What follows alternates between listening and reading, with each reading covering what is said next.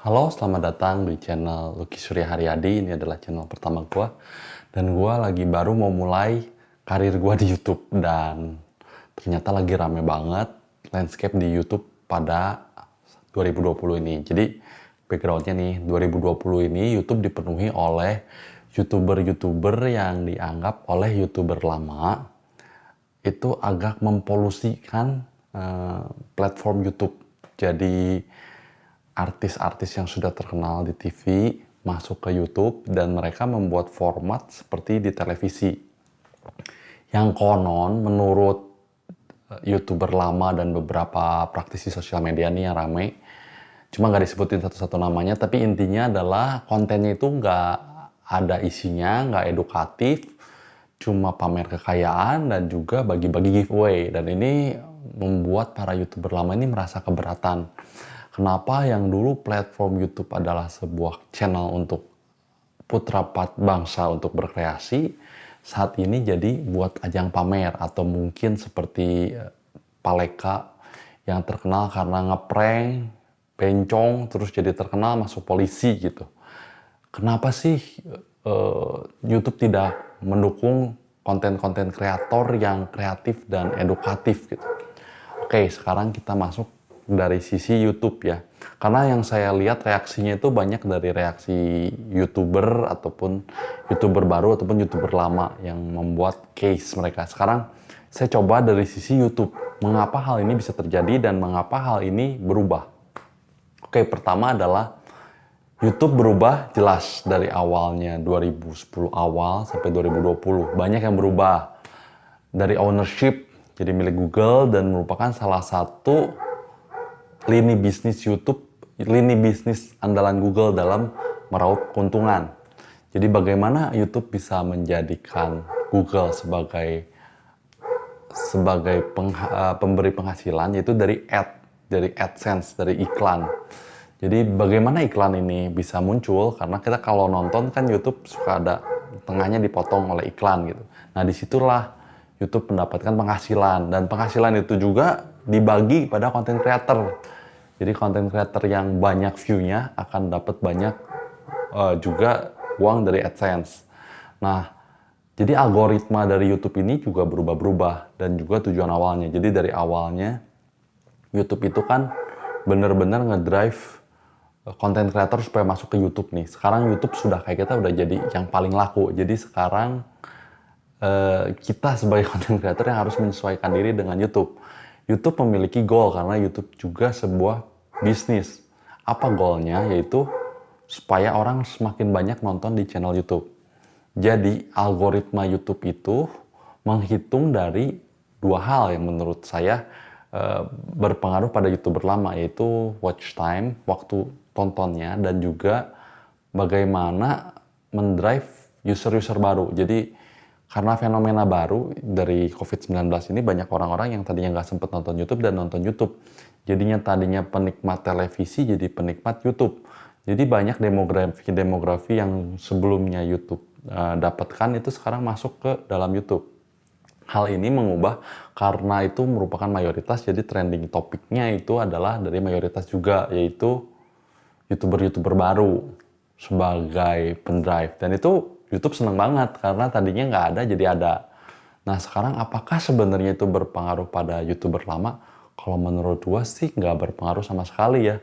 Karena di feed gua ya gua nggak pernah masuk tuh YouTuber-YouTuber baru itu, gua juga nggak tahu sampai ada yang cerita, lu tahu nggak ini bagus banget channel YouTube-nya, udah konsepnya hubungan antar YouTuber itu udah bagus banget. Jadi orang tuh bisa diretensi sama si channel itu dan itu positif buat YouTube. Sedangkan YouTuber lama mungkin berkurang watch time-nya. Kalau menurut gue sih bukan karena dari YouTuber baru ya, karena demografinya berubah. Jadi perlu diingat juga, YouTube ini bersaing gak cuma dengan sesama YouTuber gitu. YouTube ini juga sebuah platform yang bersaing dengan Netflix. Dulu belum banyak orang pakai Netflix dan sekarang udah pakai Netflix. Mungkin YouTuber lama itu kehilangan penonton bukan karena YouTuber baru, mungkin karena pindah ke Netflix atau pindah ke game atau pindah ke televisi, yaitu agak kurang masuk akal sih, karena televisi kan mirip dengan YouTuber baru.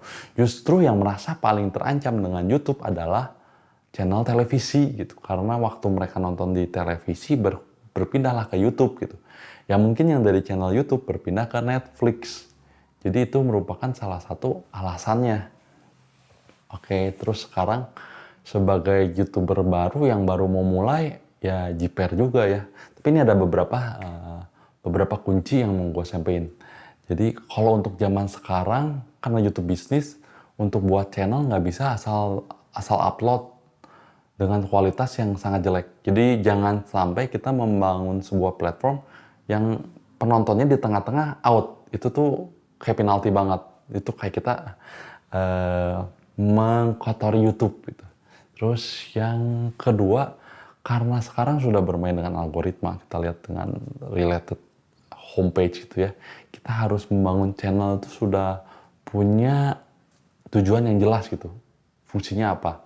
Yang ketiga, ya untuk menjadi benar dan edukatif itu memang selalu tidak populer. Kalau kita lihat aja pemenang-pemenang award misalnya film terbaik itu tidak berkorelasi dengan kualitas film itu sendiri gitu. Jadi kalau mau bikin film yang laku, bikinlah resep-resep formula bagaimana membuat film laku. Jadi sama juga dengan YouTube, gimana caranya bikin YouTube trending, gimana caranya jadi populer, caranya berbeda dengan membangun konten yang benar dan bagus gitu. Jadi emang harus dipisah di sana terlebih dahulu.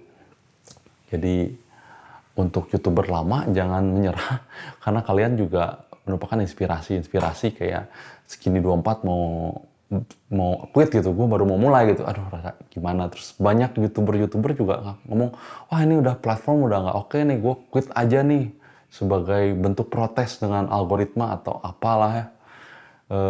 Lumayan mengecilkan hati, tapi karena udah mau mulai ya tetap harus mulai.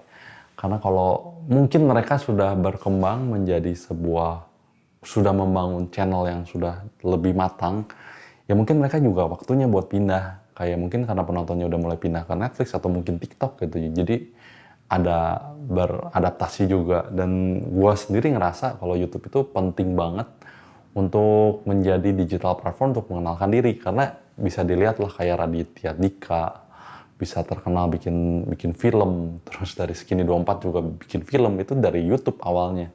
Dan mungkin channelnya mungkin udah dengan visinya mereka udah nggak sesuai lagi. Ya begini aja, sekian. Oh ya, dan terakhir ya, salah satu untuk YouTube itu kita nggak bisa langsung ikut nebeng terus kita direkomendasiin. Jadi kita harus berusaha mendapatkan viewer juga dari luar. Jadi kita dianggap, oh ya ini berkontribusi, terus harus rajin-rajin posting.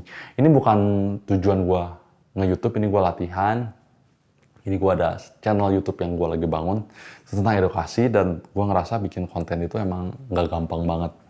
Dan buat talk ini juga buat gue susah banget. Belum gue harus bikin judulnya apa, deskripsinya apa, thumbnail apa, dan kalau mau share ke teman-teman, gue udah bikin YouTube nih tentang ngomong ini, gue sebenarnya ya agak malu. Itu agak kesulitan juga sih untuk memulai, tapi ya harus cuek aja, harus jalan aja. Dan terima kasih